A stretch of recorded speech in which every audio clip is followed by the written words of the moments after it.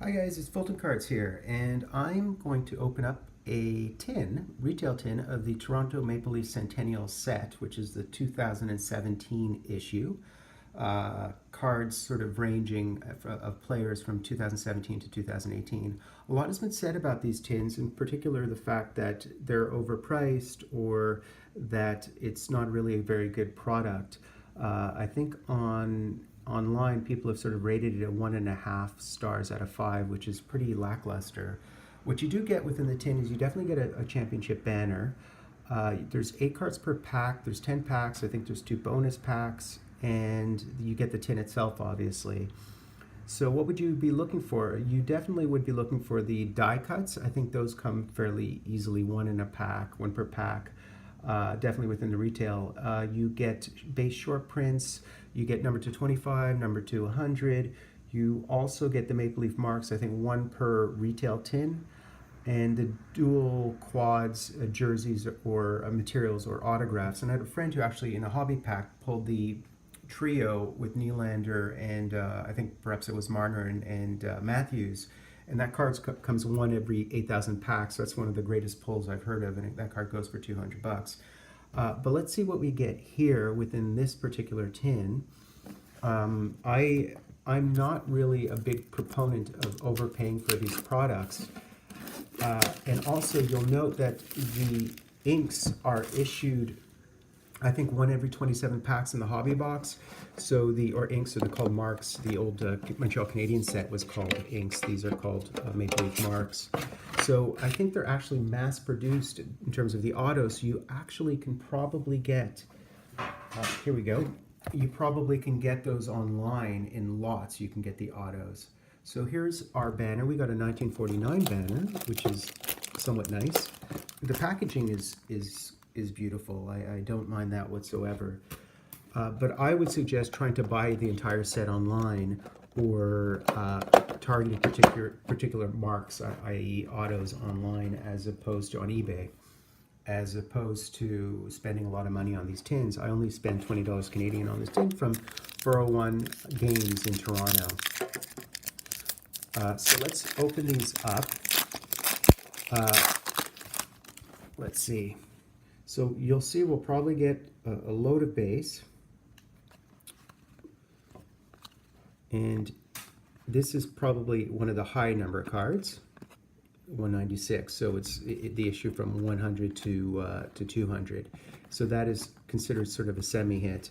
And this too as well, which are 1 per pack, I believe. And these are the infamous die cuts. That's King Clancy. Mostly base. So I don't expect to get much except for a marks, and ideally I would like to get one that isn't one of 27 packs and one of 37 packs. I'd like one of the higher ones. You should go online and understand the different price points for the different marks, Maple Leaf marks. 142, another die cut. The Maple Leaf die cuts are actually really nice. The quality is nice, they look nice. A lot of people have said that the quality of the card is sort of in the simplicity of the card, and the design is a lot like MVP and not as interesting as what you would expect for a Centennial issue. So that's one of the knocks against the products.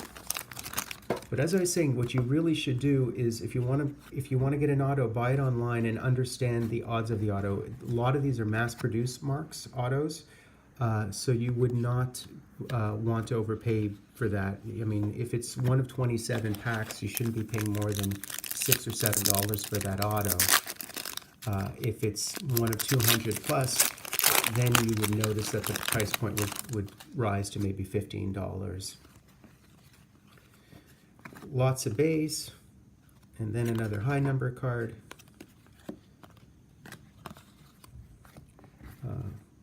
Okay. It's interesting too that they say that there's 2 bonus packs. Are they really bonus packs, or do they just use that as a means of marketing the product better? All base. And there's a Frank Mahovlich, a high numbered card again. That's the 100 to 200 series.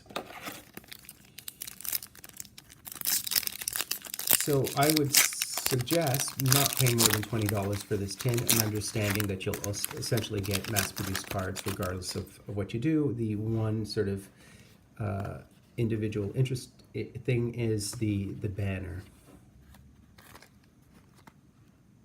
Doug Gilmore.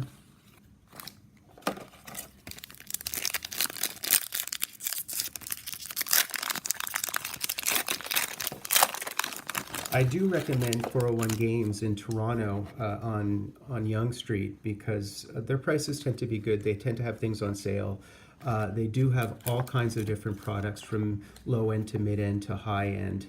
They're more of a games shop, so they don't know as much about sports as you maybe hope. They usually only have one or two professionals who are really good at that, but nonetheless, it's a good place, central within Toronto, to pick up cards.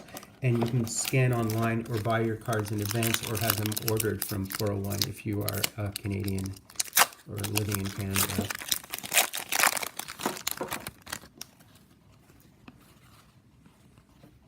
And here another high numbered one. So this is one of the retired numbers. You see what you get. You get retired numbers. I think there's one of the high number ones are captains. These are memorable moments. These are also record holders, so memorable moments. So those are the sort of swath of different types of high numbered cards, very much in keeping with the 2008-2009 Montreal Canadiens Centennial. But those autos in the Canadiens one, I think, are rarer, and because of that, the price points should be higher in line for the Montreal Canadian ones. And this is a Hockey Hall of Fame. And then we have another one of the die cuts. So I should get a Marks, or I should get a redemption card. I'm gathering. And again, so captains, Daryl Sittler. I have a Daryl Sittler card in the background. And I'm down to my last two packs, I believe. So you see this product is essentially base cards. The tin's nice. The price point isn't great. And because I think initially people were paying $30 for this, maybe even 30 American. I'm not completely certain. Another one of the die cuts. And a Harry Lumley Hockey Hall of Fame. And this is the last pack of my Centennials,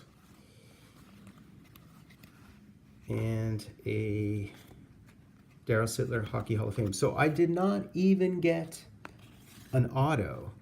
I did not get an auto as far as I can tell, unless I missed something. But you get 1, 2, 3, 4, 5, 6, 7, 8, 9, 10, 11, 12, 13, 14, 15, 16, 17, 18 high numbered cards is what I got, unless I missed something in the stack. You get a colossal amount of base cards, just epic amount of base cards, which are the numbered 1 to 100. And then you do get the Centennial banner. I was unfortunate because I did not even get an autograph or a Maple Leafs Marks, as far as I can tell. So that would be it. And to give you an idea as to sort of how I approach the hobby, besides targeting older cards online, I also buy sets at times, or buy lots of autos, like a lot of autos, or I'll target individual autos. So here's the entire set, and you'll see I do have all the high number cards. And on top of that, if we get to the back of here, you'll note that I have also collected a lot of the autographs. Now, as I said, a lot of these autographs, if their odds are 1 of 27, 1 of 37, you should not pay more than a few dollars for them. a few dollars being no more than $7, because the price might come down or should come down given the fact that they are absolutely flooding eBay. You will note, though, that a few of the autographs might be a little bit more expensive. And if it's expensive, it's probably because someone who's posted them or someone who's bidding on them knows the different odds. So that's a key thing. It's a very key thing to keep in mind, which is the fact that the odds change depending. Certain cards are more rare than other ones, and so those prices would be higher. But don't overpay for the lower or mass-produced ones.